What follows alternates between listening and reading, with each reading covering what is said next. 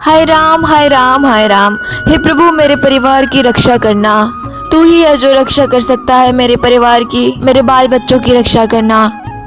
अरे अरे अरे भगवान रुको जरा, इतना क्यों चिंता करती हो तुम? अरे रहने दो, आप कुछ नहीं जानते। पूरे गांव में बोलबाला है कि वो चुनरी चुड़ैल कवारे लड़कों पे दौरे डालती है। आपका क्या है, आपको दिन भर दुकान पे रहना है, कवारा बेटा तो घर पे मेरा रहता है ना। अरे माँ, भैया की ऐसी शक्ल है कि कोई भूत तो क्या इंसान भी इनको चारे न डाले। इनके प्यार में पड़ना तो दूर की बात है। बस बस बस करो तुम दोनों, जाओ अपना जाके काम करो। हे प्रभु मेरे घर वाले को बचा ले, मेरे बच्चे को बचा ले। हे राम मेरे बबलू को बचा ले। उतने ही देर में उनका बेटा बबलू वहाँ अपनी माँ के पास आकर बैठता है। अरे बबलू सुन रहा है कि नहीं, आज के बाद शाम ढलते ही घर के बाहर पैर मत रखना। अरे अम्मा, तुम भी कितनी दकियानुसार बातें करती हो। ये सब बस उड़ती उड़ती अफवाह है। आज के जमाने में कौन भला इन बातों को विश्वास करता है। अरे भैया मान लो अगर ये अफवाह ना हुई और आपके सामने एक सुंदर सी चुड़ैल आ पहुंची जंगल में, तो आप क्या करोगे?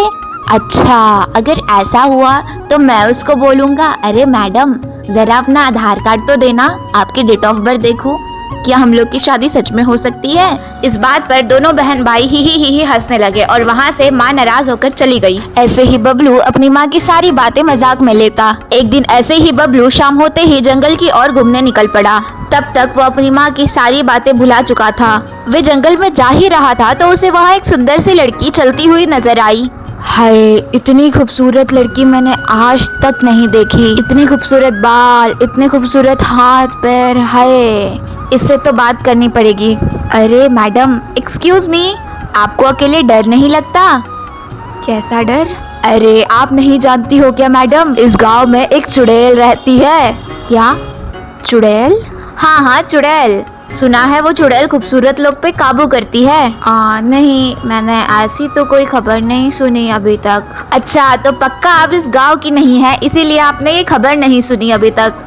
हाँ, वो मैं इस बगल वाले गांव में रहती हूँ। वैसे आपने अपना नाम क्या बताया? मेरा नाम पिंकी है। और आपका? मेरा बबलू। वैसे मेरा असली नाम तो विशाल है, लेकिन यहाँ सब मुझे बबलू नाम से जानते हैं। अच्छा विशाल, वैसे बबलू अच्छा नाम है आपका। ऐसे ही वो दोनों में लंबी चौड़ी बातें होने लगी।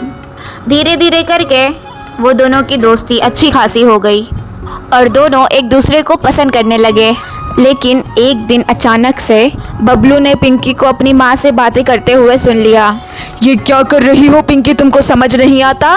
तुम शायद अपना मकसद भूल रही हो। तुमको यहाँ इंसान को अपने जाल में फंसाने के लिए हमने भेजा है और तुम तो उस लड़के के प्यार में ही गिर गई। लेकिन माँ मैं बबलू से सच्चा प्यार करने लगी हूँ माँ। मैं उसके सिवा और किसी के बारे में सोच भी नहीं सकती माँ। मुझे तो इस बात का डर है, जब बबलू को ये सब बात पता चलेगी तो क्या वो मुझे फिर भी पसंद करता रहेगा? माँ मैं बबलू के सिवा नहीं जी सकती। अगर बबलू मुझे नहीं मिला तो मैं उसके बिना मर जाऊंगी। चाहे कुछ भी हो जाए, आज मैं बबलू को सारा सच बता ही दूंगी, फिर चाहे वो मुझे पसंद करे ना करे। तब तक बबलू उसके सामने आ खड़ा होता है। पिंकी, मैंने तुम्हारी सारी बातें सुन ली है। अरे बबलू, तुम प्लीज मुझे मत छोड़ना प्लीज, मैं तुम्हें सारी बातें बताने ही वाली थी। बस पिंकी, मैं सारी सच्चाई जानता हूँ। तुम्हें क्या लगा मैं तुम्हारी सच्चाई जानने के बाद मेरा तुमसे प्यार कम हो जाएगा? नहीं, मेरा प्यार इतना कमजोर नहीं है। ये दुनिया वाले चाहे हमको एक्सेप्ट करे ना करे, हम लोग जिंदगी भर साथ रहेंगे। तभी बबलू और पिंकी दोनों मिलकर शादी करने का डिसाइड करते हैं। पहले तो बबलू के घर वाले सारे इस शादी से नाखुश थे, लेकिन धीरे धीरे करके उन्होंने पिंकी को अपने बहू के रूप में स्वीकार किया।